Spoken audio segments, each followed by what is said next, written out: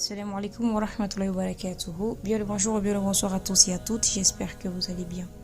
Je suis Yasmine Mahmoud et bienvenue dans ma chronique intitulée Ramadan, mon bien-aimé. 13e jour impair du mois de Ramadan, alhamdulillah. La peur mène à la haine conduit à la violence la nourrit et affame les peuples. Quand les riches jouent à la guerre, ce sont les pauvres qui meurent. Les nappes de sang, des meurtres, des longs cris de rage et des sanglots tel un enfer. Des enfants tués, des femmes assassinées, des hommes bombardés, des maisons détruites, des hôpitaux enfumés, des mosquées, des églises en lambeaux, les rues pleines de poussière, des bruits infinis des détonations. C'est ainsi que dans le vacarme des armes, le peuple pleure sous la cruauté des peuples oppresseurs. Il n'y a plus que des larmes sur les visages des populations, des cris de détresse et des 1000 SOS. Ô vous les républiques de ce monde, les empereurs, les régimes, les colons, les industriels, les princes, les rois, les puissances mondiales, les juristes, les humanitaires et j'en passe. Êtes-vous spectateurs de ces films d'horreur ou acteurs et scénaristes? Allez-vous donc continuer à observer le sang des innocents coulé sans remords?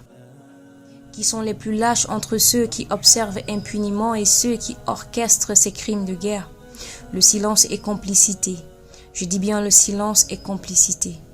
Qui ne dit rien et ne fait rien consent, tous coupables des crimes humanitaires, des croyants tombés innocemment, des musulmans morts par milliers, et la Palestine et d'autres pays souffrent sous le regard du monde.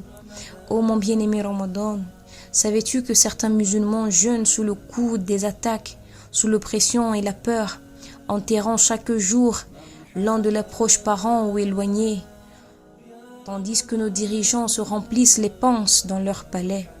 Je m'interroge alors, où sont passés les Omar ibn Khattab, dit Al-Farouq, les Abu Bakr Siddiq, Ali ibn Abi Talib, Othman de notre communauté, les hommes qui défendaient les plus faibles et faisaient triompher la cause des musulmans.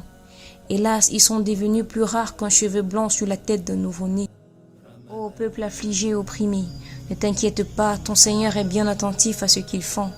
J'invite tous les hommes, sans distinction, à se sentir concernés par un devoir de sauvegarder la paix, paix sans laquelle toute dignité et tout droit se fait insipide, le respect de l'autre, l'amour et le respect de la dignité humaine, comme une colombe, qu'Allah installe la paix dans les cœurs et dans les pays du monde.